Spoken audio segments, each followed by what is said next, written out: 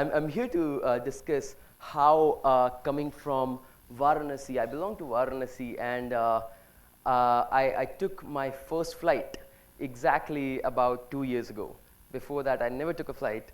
And in the last 1 week, I have taken probably 9 of them.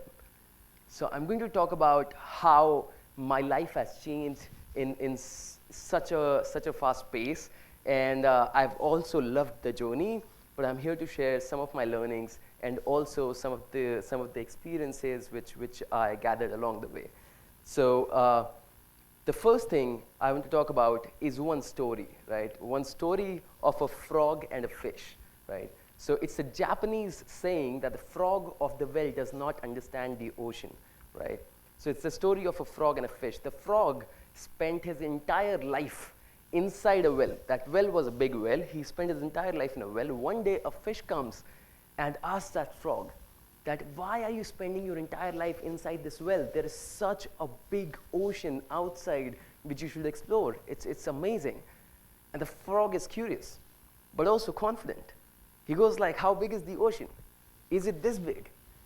And the fish says, are you mad or what? Like, ocean is way bigger. Then he says, is it this big? Fish says, no. Then the frog says, stretches his arms from one corner to the other as much as it could. And he says, is it this big? And the fish says, you have been watching all the wrong news channels. So the frog then thinks about it, and with all its confidence, he says, is the ocean bigger than that corner of the well to that corner of the well, pointing out to the farthest corners? And the fish takes a big laugh, says, you have gone mad, crazy. It's way bigger. Come and check it out for yourself. Now, this story is very special to me because I have realized that opportunity is not universal, but talent is. And only by having a broader perspective, only by having a broader vision, and only by being aware of more things, you can unlock so much potential which exists in you, which you are yourself not aware of. So I'm going to talk about some of the things which I feel can help you get there. The next thing is time, right? The only thing in the world which is limited. All the startups, all the products, everything in the world is built to optimize time, right? Money can always be earned. Time, once passed, cannot be reversed, right? It is the most important asset of one's life. So let's try to break down time and see how important it actually is, right? So 82.3 years is the average time a person lives in the United States. If you break it down into days, years, days, months, seconds, it turns out to be 2.5 billion seconds, approximately 2.6 billion seconds, right? Now, what if I tell you that if you are 23 or 24, you have already spent 30% of it? It's gone. 30% of your life is finished, right? You have very little time to create an impact, and now I'll make you realize why. 30% is already gone. You're going to spend 30 more percent sleeping, right? You're going to spend 5 to 10% of your time commuting. You're going to spend approximately 20% of your time being unproductive. So you're getting where I'm going, right? You don't really have a lot of time to create an impact. Now, I'll share a small story of why I'm standing here. I come from Varanasi, and how did I get this bug of entrepreneurship, and why did I want to do everything which I'm doing? That's because I saw a video, a live product launch of a company called Apple, right? The product was iPhone. Steve Jobs comes on the stage and launches this product. He says that I'm going to launch 3 products today: a web browser, a music device, and a phone, right? And it turns out that all 3 products were one, right? It was 29th June 2007. It created such a deep impact in my life that I decided that I'm going to do something like this because I saw the kind of sheer amount of impact which that phone can make in everyone's life. Because I used to use a bulky computer at that point of time, and I thought I can just do everything else using that phone, right?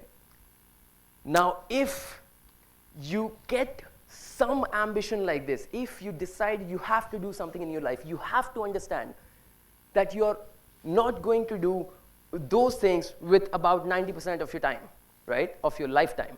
You won't be able to do.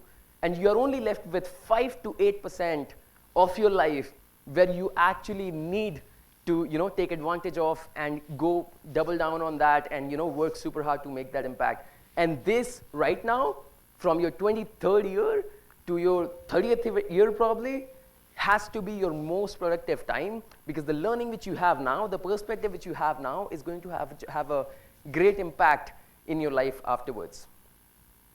Now, this is how social media is killing you, right? Look at this graph again. This is limited time, right? You all have limited time. But what if I tell you that killing a person is bad? Everybody knows that, right? But when you kill a person, you take their entire time. So let's look at wasting time just like killing a person. If I'm wasting 5 minutes of this room, then I'll be wasting 5 into number of people sitting here. And I'll feel very bad because I'm taking a part of your life, so I wouldn't like to do that, right? Now think about how much time social media is consuming. This is the graph of Facebook, Instagram, and Snapchat. And the graph shows that at an average, people spend more than 50 minutes on Facebook, right? 45 minutes on Instagram, and something similar on Snapchat. And if you are on all 3 platforms, God save you, right? So do this today, apply a tracker in your phone, and realize how much time you're wasting. And just to give you some more context, if you're using only one of these platforms, I'm sure, how many of you are on Facebook here? Instagram. Everybody. So let's take 2 hours, right? If you're wasting 2 hours every single day, and if I count one day as 12 hours, you'll be wasting 2 entire months in 1 year, right? That is a lot of time. And if you're wasting that time in this age, when you can be very productive, then just imagine the kind of impact it's going to have in your life. The next thing I'll talk about, what to do with this saved time, right? It's like, we all know, okay, we stopped using Facebook, then what are we doing actually, right? Let's talk about the kind of impact you can create if you start today. This is the graph of last 100 years of humanity, right? I'm going to talk about how humanity has evolved in last 100 years. There are some of the most breakthrough inventions listed here. There is telephone, landline, there is electricity, there is auto, there is radio, there is microwave, refrigeration, color TV. The greatest inventions in humanity happened in last 100 years, right? But look, they took so much time to get massive adoption, to get mass adoption, right? Now the world is changing faster than ever. The world is changing so fast that it's really hard to predict what's going to happen in the next 5 years, right? But it is also an opportunity. Humans have understood to adopt technology faster, right? If these technologies took so much time to get adopted, how many of you have used Pokemon Go? Everyone. One day, millions of users. Everybody used it, right? The way humans have evolved is that now, if you come up with something which makes sense for everyone else, you can create sheer amount of impact in millions of lives in no time, right?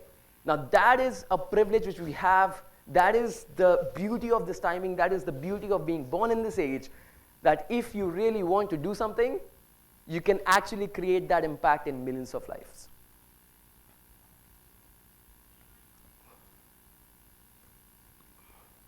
Now this is about finding your purpose, right? It's like, I was talking about the greatest inventions, so on and so forth, right? Now this picture, how many of you are aware of this? Now this is not science fiction, right?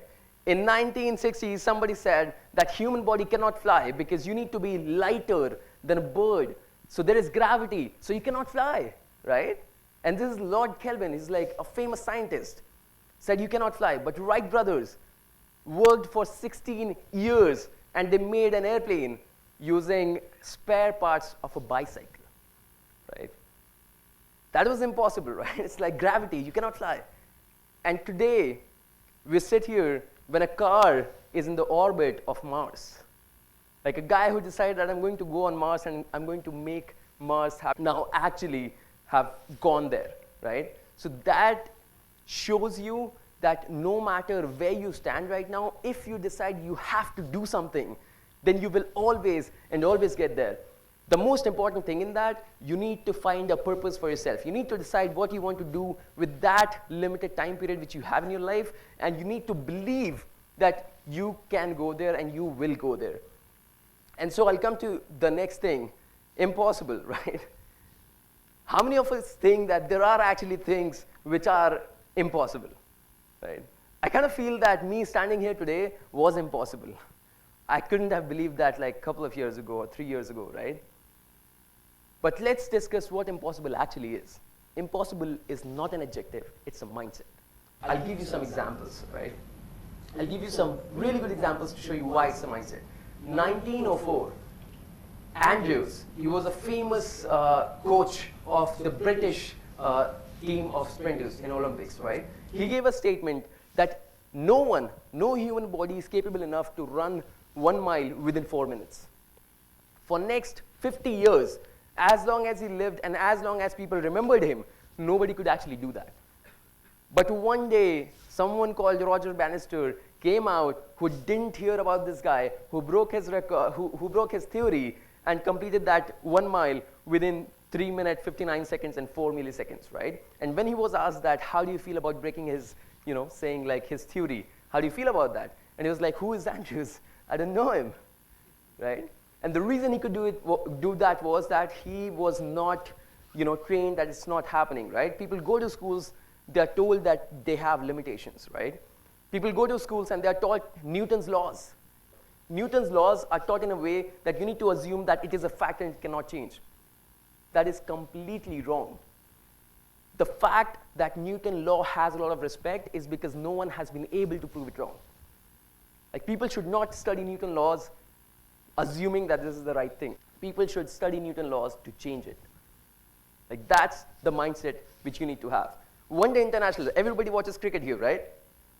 It took 29,300 something One Day Internationals to create 1 double century, right? But once that happened, Sachin Tendulkar in February, Sachin Tendulkar in February made that happen. What happened after that? Chris Gayle, Martin Guptill, Rohit Sharma made a joke of it, right?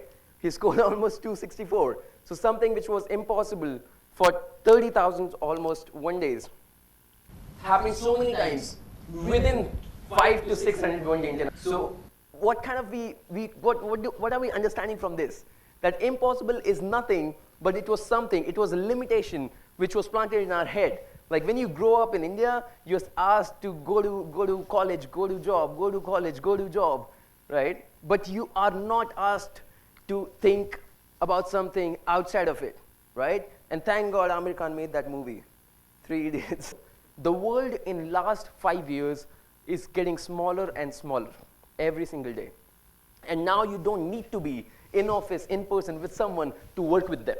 You can be as productive working remote. In fact, you save time on commute. You are more productive because you are at your home or wherever you find yourself comfortable, and you can do more meaningful work from there, right?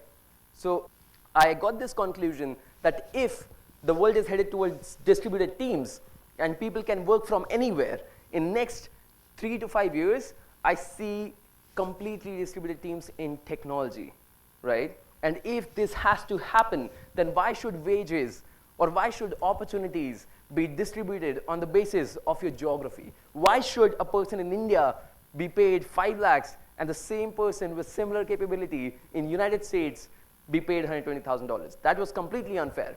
So I came up with a program where I trained them for 3 months and I made them completely compatible with engineers in US, and I started placing them as remote employees. So I'm going to share one of the stories, one of the beautiful stories we had of Barani.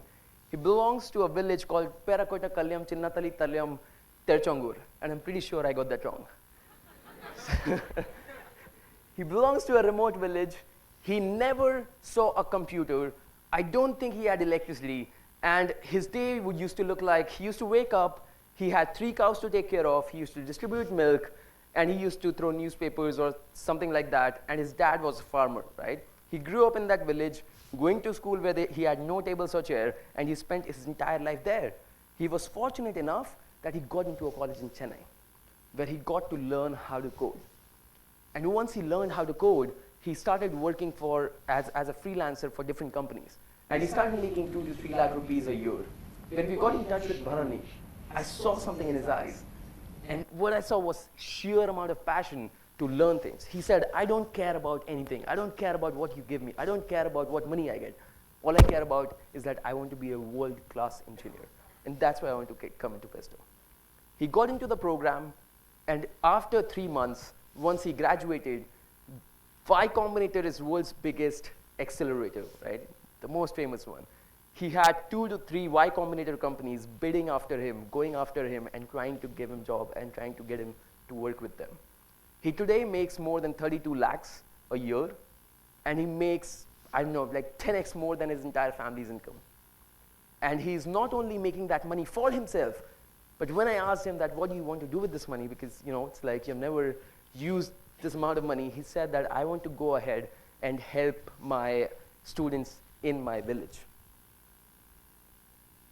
The another thing which I would like to say is like power of thoughts. You are a reflection of what your thoughts are. So always believe that you need to surround yourself with the right kind of people, and you become your average, their average, right? They reflect your thoughts, and your thoughts reflects who you are, right? The last thing to remember is that you are awesome, right? It's like plan with patience, execute with impatience, and after hearing all of this, if you feel that this belongs to geniuses, right? When I go to someone like my friend's place, they say that you are a prodigy, but my kid is, you know, if parents think that kid is not a prodigy, then how will he ever think that he can achieve all of that, right? So the first thing which you need to remember is that you are capable of whatever you can dream of. The only thing which you need to have is belief in yourself, because if you don't believe in yourself, no one else will. But if you do, believe me, anything can happen. This is my culture code, which I follow in my entire company and everyone around me. The code of 4 H's and 1 D. I believe if you have this, then no matter what you want to do, you're bound to succeed. And everyone in my company has these qualities. These are being happy, humble, honest, and hungry, and having the discipline to follow your dreams. That's it. Thank you.